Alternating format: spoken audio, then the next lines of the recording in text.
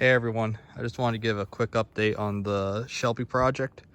So as you can see here, the front clip and the bed are off the truck.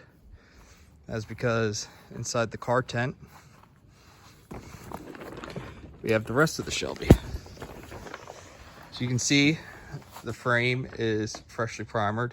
I just got finished putting 3 cans of primer on tonight. Currently waiting for 2 more cans of primer to finish out the rest, so apologize for it looking horrible.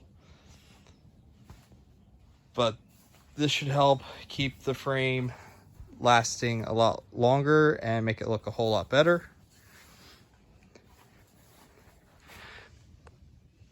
Yeah, that looks good.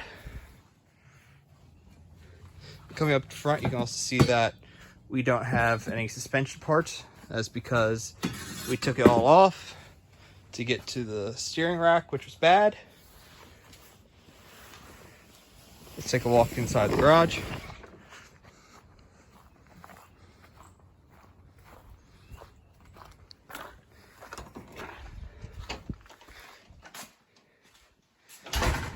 And we also have the Shelby's engine back. So I had the 318 sent off to a local machine shop who rebuilt my 360 and my daily driven W250.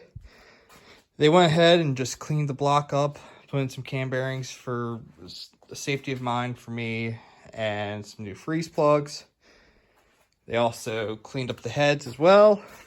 Got in the smog port plugs because we don't need smog where we're going. Once the Shelby suspension is done and we're back on all 4 wheels, and we'll go ahead and get the engine rebuilt. Here's all the valve train here and the miscellaneous parts surrounding it. So over here we have all the suspension parts that still need to be disassembled completely. So all the old bushings and ball joints taken out, everything cleaned up and painted. Here's some of the engine parts here. Obviously we're going to be reusing the crank and the oil pan. May or may not clean up the timing cover and the water pump. Depends on how much time we have left.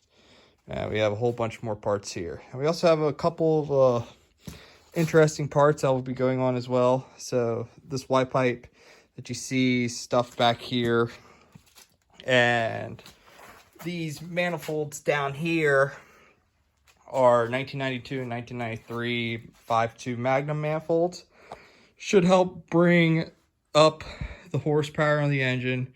We also have planned a slightly larger camshaft. It's a regrind of a 360 TBI small block Mopar cam, about 410 lift on intake, 425 lift on exhaust. It's a lot bigger than the stock 318 camshaft that was in the engine. We also have a 360 throttle body.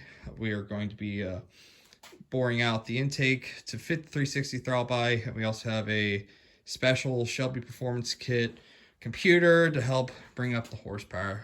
All in all, this should be somewhere a little over 200 horsepower. If it's making 220 to the crank, I'll be happy.